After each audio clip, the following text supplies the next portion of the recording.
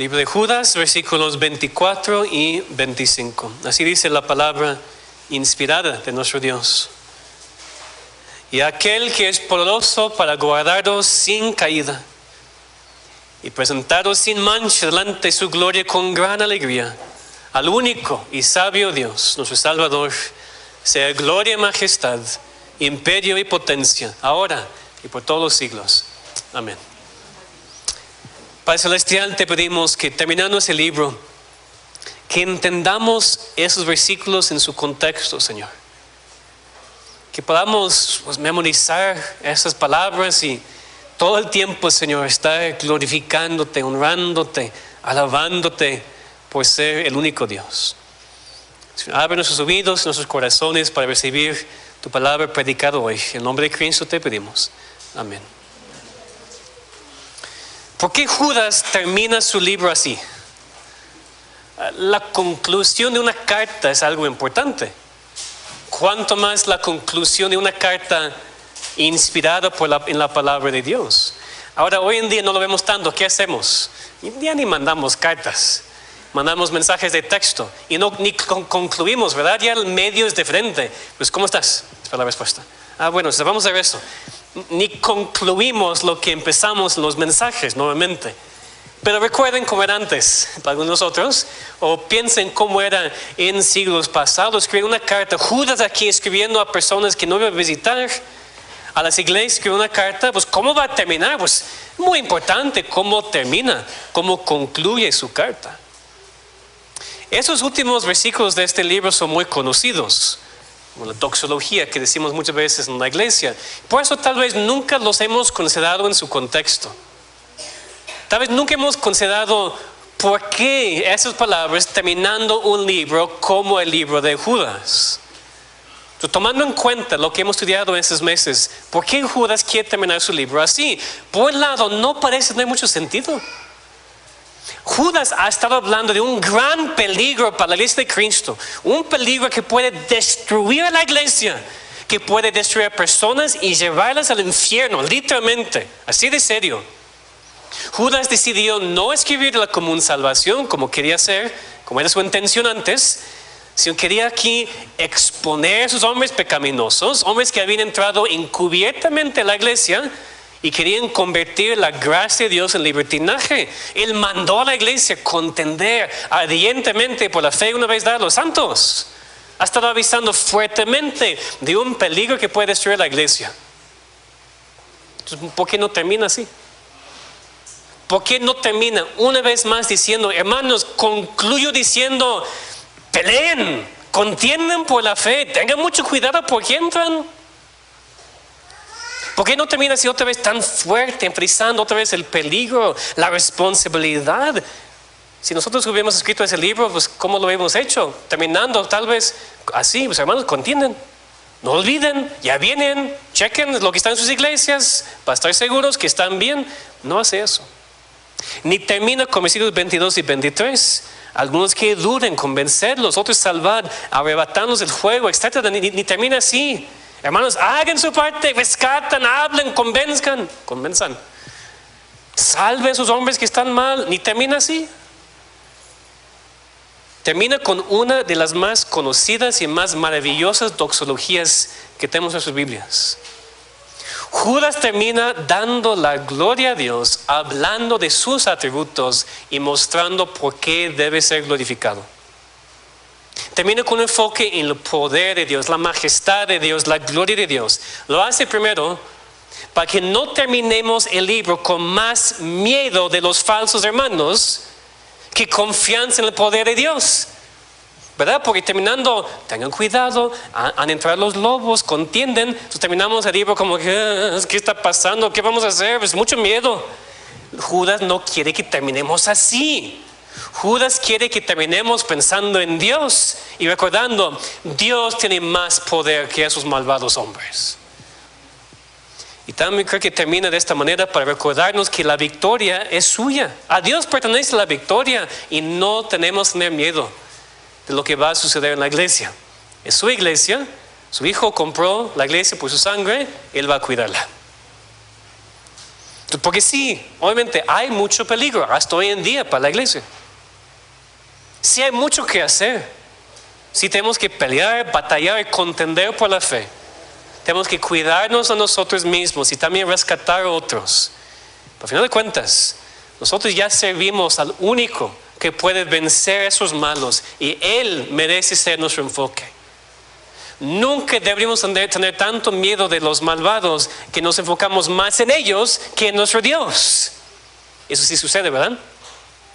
Esto pasó en el país, eso pasó en mi trabajo, eso pasó. Y nos enfocamos tanto en lo que está mal que olvidamos que Dios todavía está reinando. Dios no ha cambiado, Dios todavía es todopoderoso, Dios todavía puede hacer lo que quiera con su polvo que Él creó. ¿Por qué miedo? Tenemos que servir, tenemos que contender, tenemos que hacer nuestra parte, pues sin miedo. Y por eso Judas termina así. El único Dios, el Dios poderoso, merece toda la gloria. Nosotros no podemos resistir ese tipo de maldad que hemos estudiado en este libro en nuestras fuerzas. Ninguna iglesia, por tan sana o tan reformada que sea, aun con varios ancianos, ninguna iglesia puede defenderse en sus fuerzas. Pero Dios sí. Servimos al único y sabio Dios que merece toda honra y toda la gloria, porque es su iglesia y confiamos en Él. Entonces, que terminemos este estudio en nuestro libro pensando de esta manera. Deberíamos glorificar al Dios verdadero, porque Él es el único que puede vencer a los impíos y guardar a su pueblo hasta el fin. Primero todos vemos que el único Dios verdadero es más poderoso que los impíos. El único Dios verdadero es más poderoso que los impíos. La doxología empieza con las palabras y aquel que es poderoso. El énfasis aquí al final está en Dios, en su poder. Igual en el siguiente versículo leemos de su potencia, su imperio. Aquí al principio creo que deberíamos enfocarnos y pensar en el poder de Dios en comparación con el poder e influencia de esos hombres de quienes hemos aprendido en esta carta. Porque sin duda mucho de esta carta ha sido enfocada en descripciones de esos impíos. Hemos aprendido mucho, ¿verdad? Son personas que entran encubiertamente en la iglesia, mostrando su sutileza, actuando como hermanos cuando realmente no entienden la gracia de Dios y quieren convertirla en libertinaje. Esos hombres en tiempo de Judas tenían influencia en la iglesia, porque aunque eran hombres impíos, aunque negando a Dios, nuestro Señor Jesucristo, la gente estaba siendo desviada hasta el punto que Judas tiene que escribir esta carta. Recuerden que Judas los describe como soñadores. Probablemente afirmaron tener revelación nueva de Dios y por eso pues estaban fácilmente desviando a la gente. Ellos rechazaron la autoridad divina y bíblica. Recuerden como los ejemplos de el pueblo de Israel, los ángeles caídos, Sodoma y Gomorra. Estamos socavando la autoridad de la iglesia. Ellos mancillaron la carne, contaminando sus cuerpos con pecado sexual, así como Sodoma y Gomorra, los ángeles caídos. Andaban en los caminos pecaminosos de Caín, Balaam, Coré. No eran lo que parecían ser. Judas ha sido muy claro. Judas nos ha mostrado el peligro de esas personas, lo que pueden hacer. Y parece que tenían mucho poder, mucha influencia en la iglesia, porque estaban fácilmente desviando a la gente. Pero Judas no quiere terminar con este enfoque sombrío.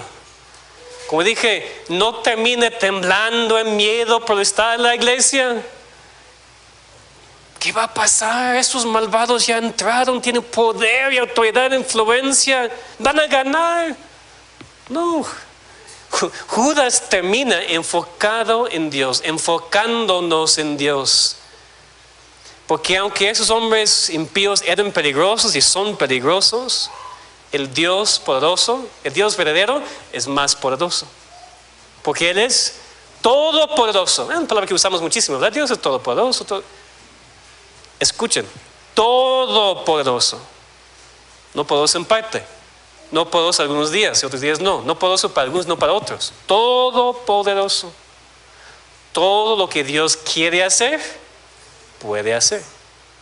Es lo que significa el término. Aquel que es poderoso. Entonces, cristiano, levanta tu mirada a tu poderoso Dios.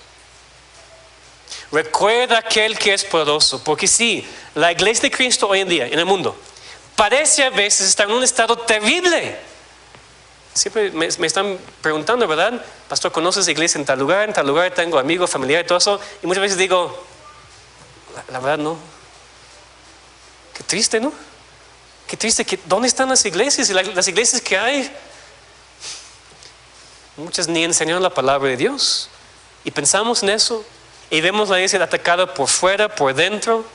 Es obvio que personas han entrado encubiertamente a la iglesia para convertir la gracia de Dios en libertinaje, para desviar el rebaño de la sana doctrina y la sana práctica. Hay tanto pecado en la iglesia hoy en día que a veces no parece ser muy diferente que el mundo. No estamos negando nada de eso. Pero hermanos, nosotros no temblamos en miedo por el estado de la iglesia. Estamos alertas, contendemos por la fe, nos conservamos el amor de Dios como aprendimos, pero no tenemos miedo, no temblamos, no entramos en pánico. ¿Qué va a pasar? No, servimos a aquel que es poderoso. Tenemos a nuestro Dios, el único verdadero Dios, que es más poderoso que los impíos. Ellos no van a ganar. A largo plazo no van a ganar, porque Dios es más poderoso. Después, ¿qué hace este poderoso Dios? El único Dios verdadero que es más poderoso que los impíos. ¿Qué hace? Vemos que el único Dios verdadero va a guardarnos ahora y hasta el final. Porque Judas nos dice específicamente qué es que ese Dios poderoso hace. Aquel que es poderoso para, fíjense en sus Biblias, aquel que es poderoso para guardarnos sin caída y presentarnos sin mancha delante de su gloria con gran alegría. Entonces, no nos quedamos simplemente con el atributo de Dios. Él es poderoso. No, vemos también cómo nos afecta, cómo Él usa su poder en nuestras vidas, específicamente en el contexto aquí del peligro de la iglesia. Aquí nos dice dos cosas. Dios es poderoso para guardarnos ahora y guardarnos hasta el final. Primero dice, Dios es poderoso para guardarnos sin caída. Dios puede protegernos de caer, de fallar. Obviamente el contexto es lo que hemos visto en este libro. La protección de no caer en las falsedades de esos hombres impíos. La protección de no caer en dudas, en el fuego o en la contaminación de la ropa para siempre. La idea aquí es, de la palabra guardar, es como una oveja, es de un pastor de sus ovejas. La idea es proteger los bienes de una casa. En contexto espiritual, solamente mucho más importante es no caer en error, no caer en falsedad, en libertinaje, no siendo tentados por el mal, influenciados tan fácilmente por esos hombres que entran nada más para destruir. No dice Dios es poderoso, Dios es fiel, más poderoso que los hombres malos, y Él puede guardarnos, Él puede guardar su iglesia de este peligro. Entonces vemos aquí quién tiene el poder, no nosotros. Nos había dicho antes, consérvense el amor de Dios, pero aquí nos muestra cómo lo hacemos, no a nuestras fuerzas. Nos conservamos en el amor de Dios mientras Dios nos preserva de caer. Nosotros no podemos hacerlo. Precisamente por eso, hermanos, hemos visto tal vez en nuestras vidas, en vidas de otras personas, que cuando nosotros nos alejamos de Dios en pecado, cuando nosotros no pasamos tiempo con Dios en su palabra, ¿qué hacemos? Caemos en pecado. Y hay personas que se desvían para siempre. Ya escuchan otra cosa, leen otra cosa, ya creo eso. Porque no estamos firmes en la fe. Y no es porque Dios no puede preservar a todos. Él preserva a los suyos. Nosotros temporalmente podemos ser desviados, pero no para siempre. Es la promesa aquí. Nos va a guardar ahora de caer. Claro que eso no se refiere a la perfección. No se confundan. Cuando habla aquí de no caer, no significa que nunca vamos a pecar. Significa que nunca vamos a caer para siempre. No vamos a desviarnos en esta vida y terminar en el fuego, como vimos en los versículos anteriores. De hecho, está relacionado aquí con lo que sigue, que Dios no solamente nos protege ahora, sino para siempre. Dice también que puede presentarnos sin mancha delante de su gloria con gran alegría. La idea es presentarnos parados, y no caídos, parados y firmes. Por eso Dios nos ha dado su armadura, ¿se acuerdan? Es Efesios 6, para que estemos firmes. La palabra realmente es parados, no caídos. También como dice Pablo en Romanos 11, es para que nuestra fe esté en pie y sin mancha. Esa es la descripción más maravillosa, ¿verdad? Porque sin mancha es un término usado en el Antiguo Testamento para referirse al requisito del sacrificio que los israelitas tenían que ofrecer a Dios. El animal tiene que ser sin mancha, sin ningún desperfecto. Esta oveja no tiene oreja. Entonces, bueno, voy a ofrecerle a Dios. No, tu mejor oveja. Entonces, la aplicación para la ofrenda, lo que hemos visto, primero es para Dios y lo mejor. Pero aquí, en términos espirituales, llegó a conocerse en el Nuevo Testamento sin mancha como algo sin pecado. Una persona sin contaminación. Por eso leemos en 1 Pedro 1:19 de Cristo. Un cordero sin mancha y sin contaminación. Cristo vivió sin pecado, sin mancha, y por eso Él podía morir en la cruz por nosotros. Y tenía que ser así porque si Cristo hubiera pecado solamente una vez, hubiera tenido que morir por su propio pecado y no por los nuestros. Por eso ni pecó una vez, para que pudiera morir por nosotros y todos nuestros pecados. Él era el cordero sin mancha, perfecto ante Dios. Te pregunto primero entonces si tú has recibido la salvación del cordero de Dios. Porque tú andas cubierto de manchas. Tú andas lleno de pecado. Tú no puedes acercarte a Dios así. Solamente sin mancha, sin pecado. Pues ¿cómo puedes? Ya vimos en la lectura, nadie puede salvarse a sí mismo. Solamente por Cristo. Solamente por este Hijo de Dios, perfecto y sin mancha. Sin la limpieza de tu pecado, no vas a poder estar ante Dios con gran alegría en el día final. Esa promesa aquí en Judas es solamente para sus hijos. Esta promesa es para aquellos que han sido limpiados por la sangre de Cristo. Tú necesitas la salvación que Dios ha provisto debido a la obra de su Hijo.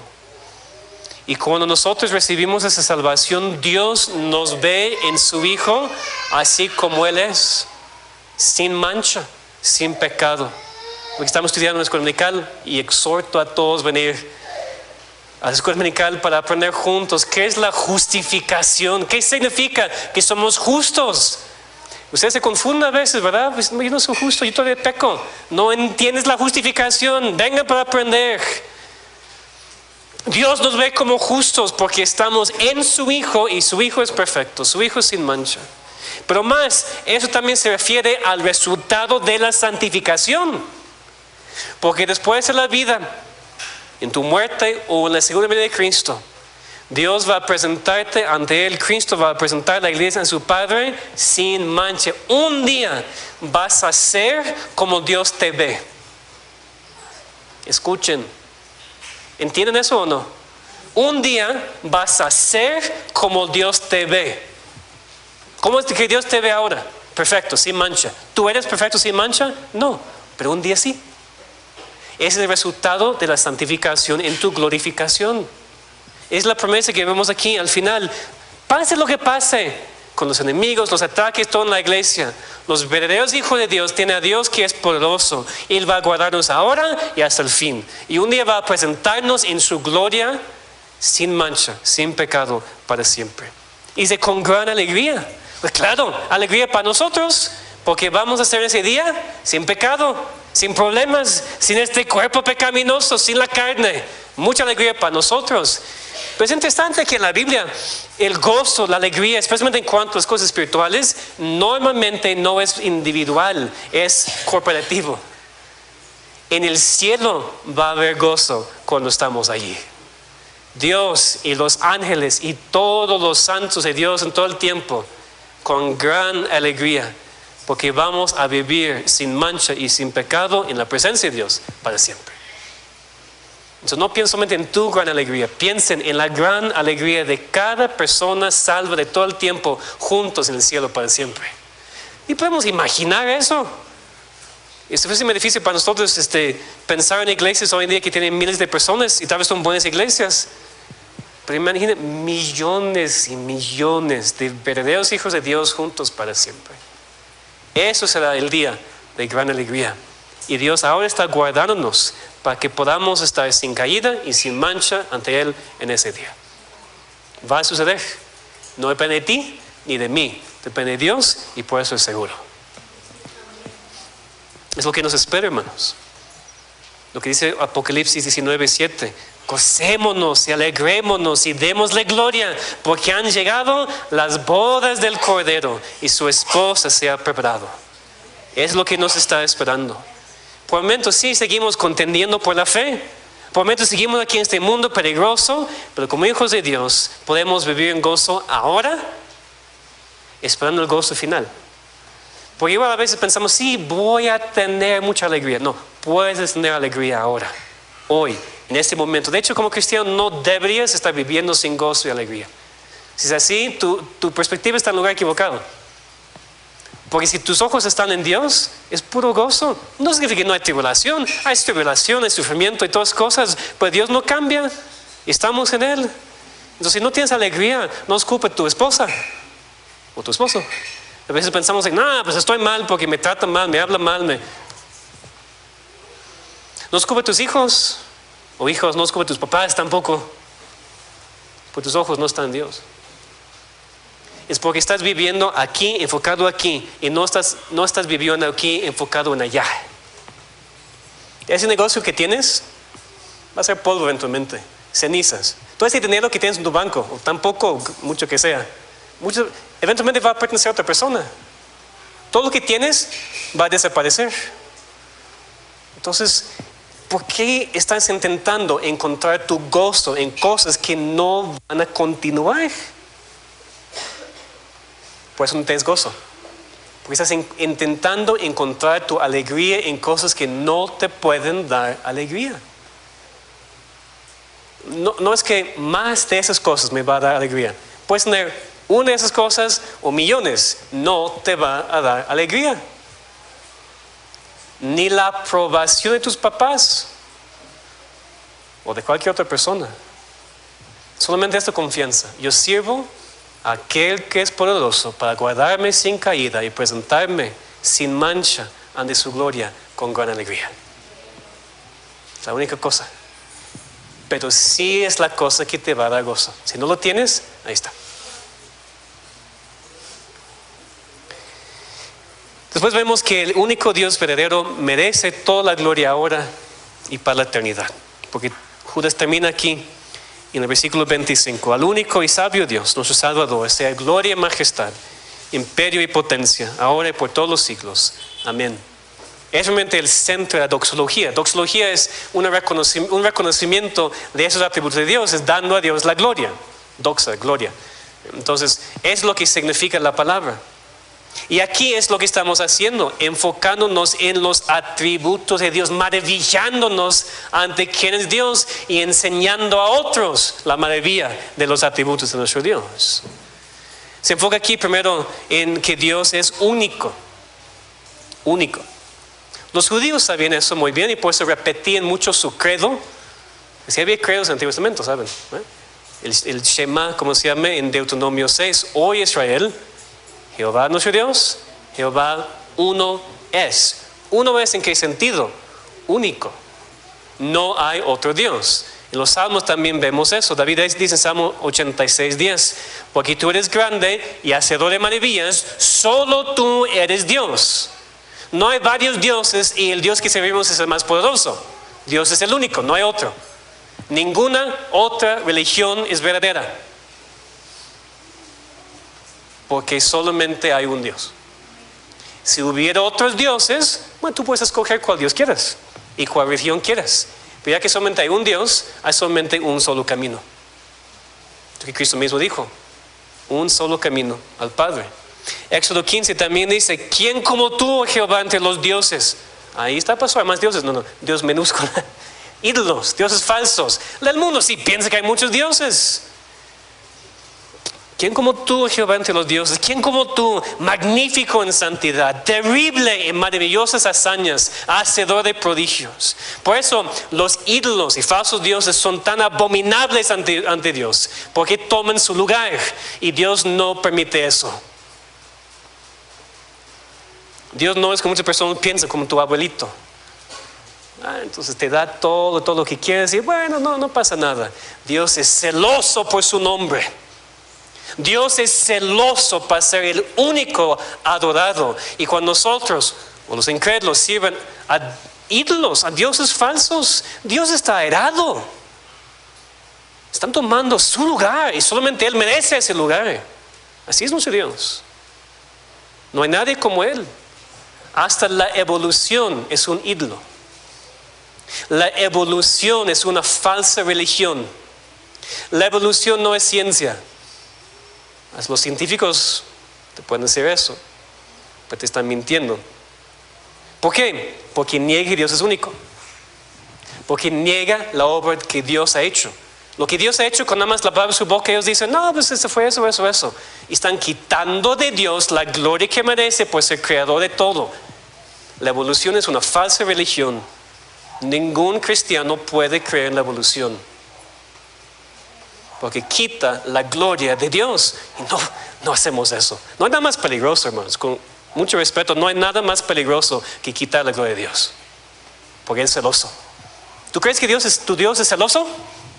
¿O no crees en un Dios así? Dios es celoso. Y debería ser celoso porque es el único. No es como que yo soy celoso, yo soy pastor. Hay muchos pastores. Ni somos nada tampoco. Solamente hay un Dios.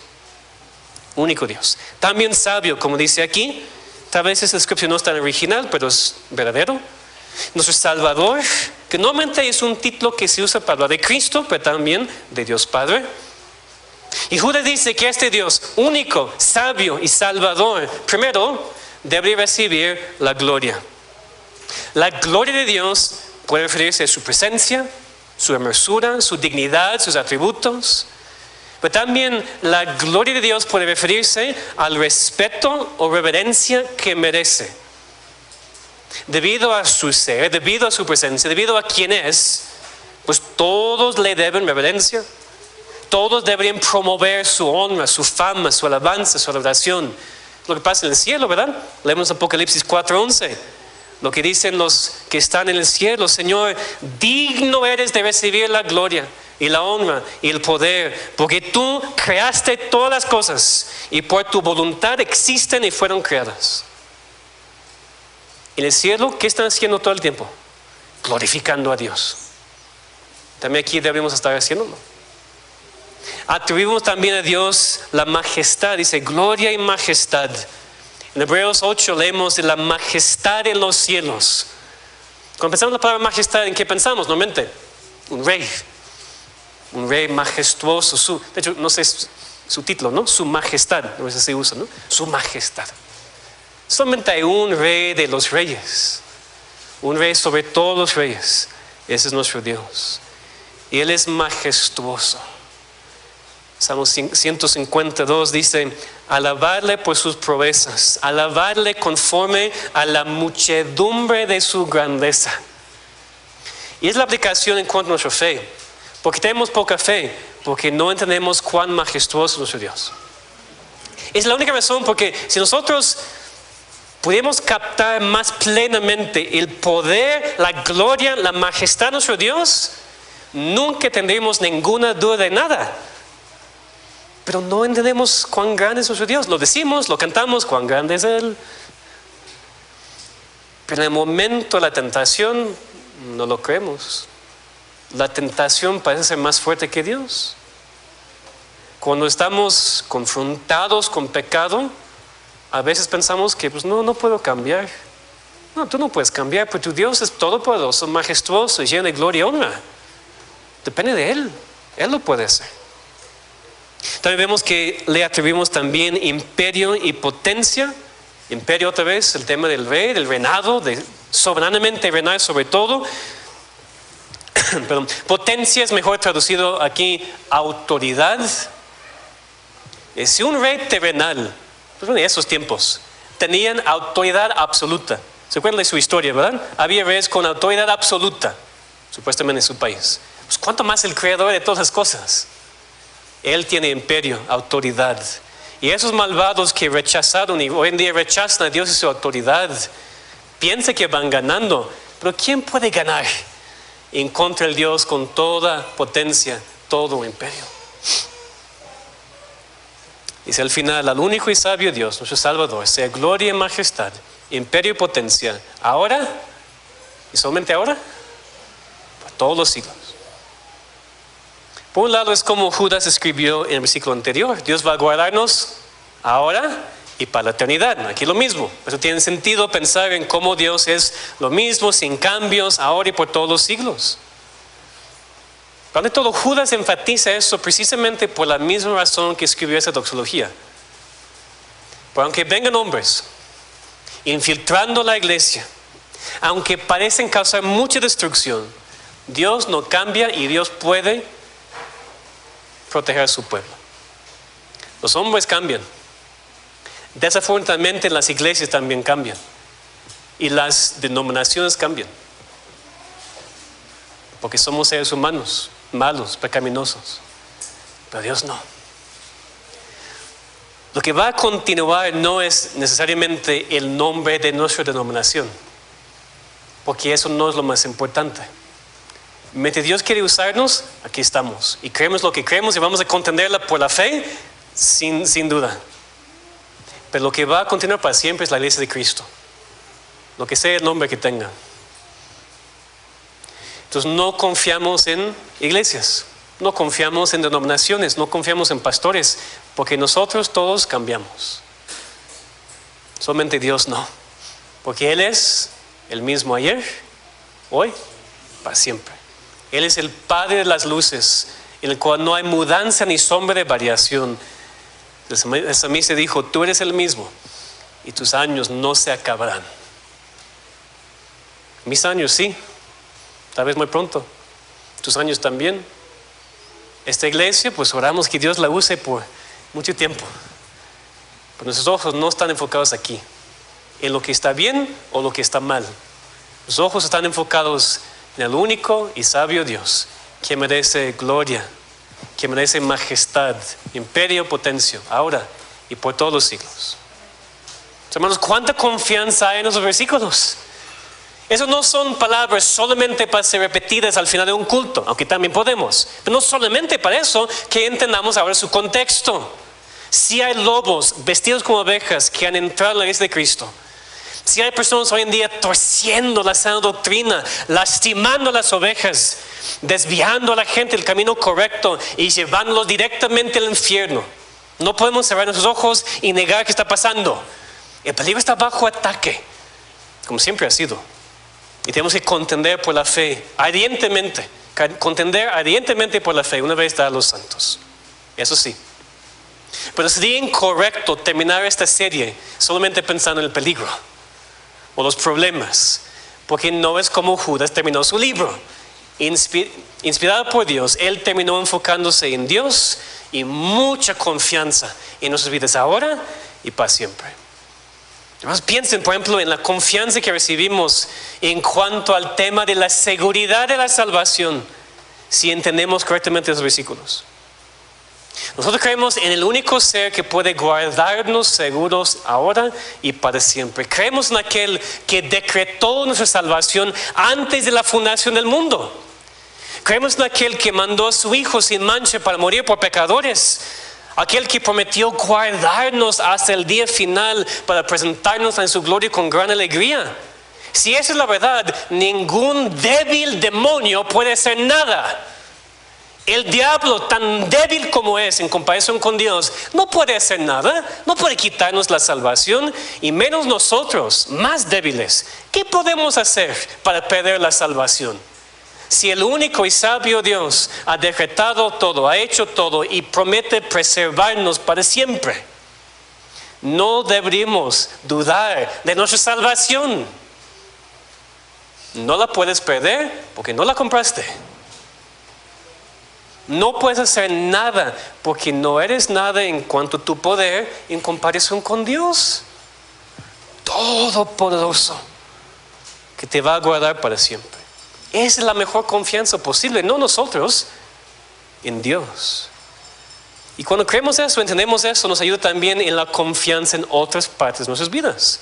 Si servimos al único Dios poderoso que puede guardar nuestras almas para la eternidad, pues no debemos preocuparnos por la salud, o el dinero, o el trabajo. Nos ocupamos en esas cosas, pero no nos preocupamos por esas cosas. Porque en comparación con lo que Dios ha prometido, guardar tu alma eterna para siempre, Él también es poderoso. Como Cristo prometió a Mateo, vestirte, darte comida.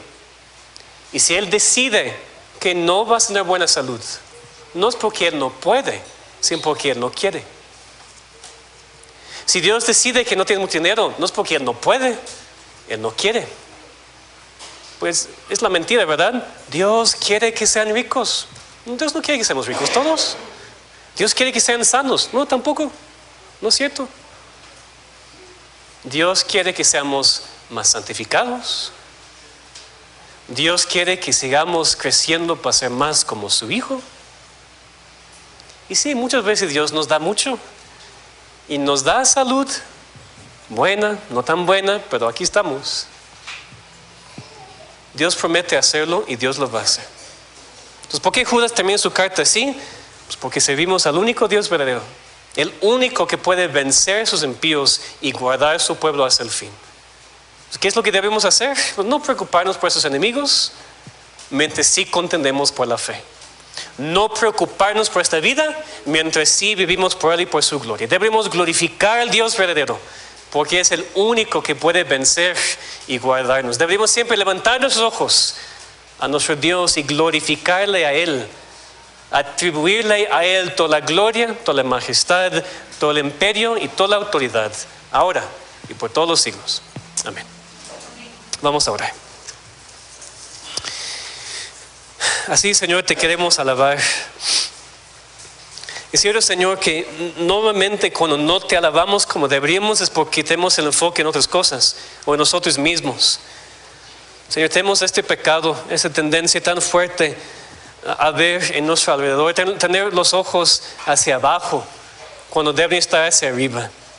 Deberíamos, Señor, que podamos entender eso, porque aún con un libro así tan fuerte de esta maldad, de este peligro, la necesidad de contender por la fe, aún con todo eso, Señor, no es el enfoque. El enfoque eres tú, siempre y por toda la eternidad. Gracias, Señor, por salvarnos en tu Hijo, por guardarnos ahora y prometer, Señor, presentarnos sin mancha delante de tu gloria con gran alegría. Te rogamos, Señor, por personas aquí, seres queridos que tenemos, Señor, que todavía no creen en ti. Algunos piensan que sí porque usan tu nombre, pero no creen en este único Dios verdadero. Te rogamos, Señor, que tú puedas hacer tu obra. Tú tienes que hacerlo, Señor, porque para esta persona es imposible, no puede salvarse a sí misma. Pero tú lo puedes hacer, Señor, y sin ningún problema. Ni te cuesta trabajo. No hay ningún pecado difícil para ti. Te rogamos, Señor, que tú tengas misericordia para salvar más personas hoy y después guardarlos sin caída, presentarlos sin mancha delante de ti en el día final. Anímanos como iglesia y te pedimos, Señor, cambia nuestra perspectiva, ayúdanos a fijar los ojos en ti. Te lo pedimos en nombre de Cristo. Amén.